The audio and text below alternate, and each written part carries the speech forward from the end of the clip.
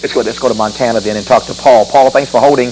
You're on BET Talk. What I would like to address is the whole issue of Louis Farrakhan, who has been really shameful about this issue. In the same way, we forget that he said he murdered Malcolm X, and everybody seems to forget that. And I think this is indicative of the fact that if Louis Farrakhan ever got in power, he would oppress in the same way that black people in this country are oppressed now. He would oppress from a Muslim perspective.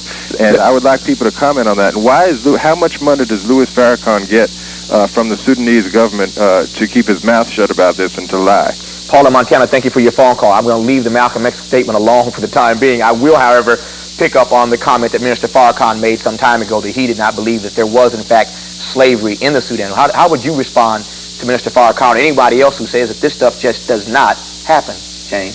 Well, to me, I think he's just deceiving himself, one thing. He just has to come out and think about where he's coming from, first of all, before he takes the face value of the dollars that he may be getting, from the Sudanese government. Let him think about his own people as a people, first of all.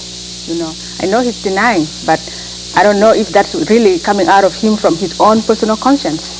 Mr. Farrakhan clearly is a controversial and interesting phenomenon. I need a quick response before this break, if I can get one. He's clearly an interesting and controversial figure. I'm wondering whether or not you think his statement, his bold statement, that this was not in fact happening, the slave trade that is, hurt or helped your campaign. I mean, did it really have any impact at all, is what I'm trying to It helped the ask. campaign. Yeah. It helped the campaign. In what way?